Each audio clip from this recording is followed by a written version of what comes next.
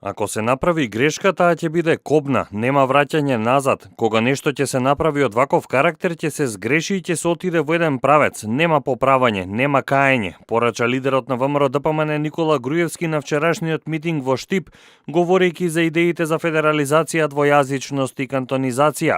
Според Груевски, многу е јасно што и следи на Македонија од сценаристите кои го најмиле Заев да го спроведе нивното сценарио. Ви кажуваме многу отворено, многу јасно. Што и следи на Македонија од сценаристите кои го најмиле Заев да го спроведе нивното сценарио. Може би некои од вас се разочарани од некои наши слабости, грешки и пропусти. И ние сме живи луѓе и ние грешиме. Но фала Богу немаме стратешки грешки.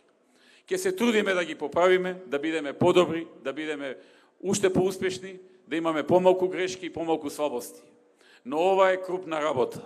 Ова не е работа за некоја мала грешка, па ајде ќе гласам за ова, па што сака нека биде. Ова е работа, се работи за Македонија.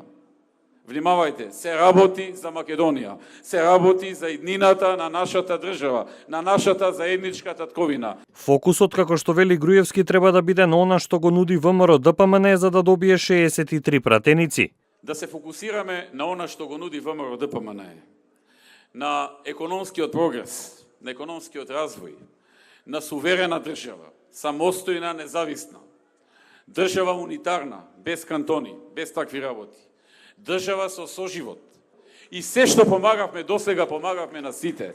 Никого не делевме. Дали е за субвенции, дали е за носење компании, фабрики, дали било за зголемување пензии, плати и така натаму. Бевме еднакви и ќе останеме еднакви кон сите. Да не ни прават приказни, ние сме биле националисти, а не знам што биле тие. Не, ние не мрзиме никого. Ние сите ги сакаме и ги почитуваме.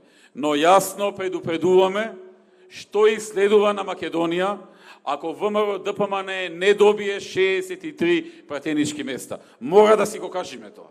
Темите за федерализација, двојазичност и проширена употреба на рамковниот договор стана актуелни по повеќето изјави на лидерот на СДСМ Заев дадени во Македонија и пред албанската диаспора во Швајцарија. Јас сум истиот човек кој што води политичка партија кој што денеска има 9270 членови од вкупно 70.000 членови, граѓани албанци со албанско етничко потекло. Јас сум истиот Зоран Заев кој што ја отвори јавно употребата на јазиците во Македонија и еднаквоста и рамноправноста во државата. Јас сум истиот тој што го гледавте и по Facebook и по телевизии, кој што отвори штабови во Арачиново и во Чегране и насекаде и стои на македонски и на албански јазик, без било какви предрасуди. За ваквите ставови Заев жестоко беше критикуван и од голем дел од експертската јавност, дека отвара прашања и болни теми кои по изборите можат да бидат третирани од оние кои не му мислат добро на соживотот во Македонија, како и да послужат за потхранување на нечии тенденции.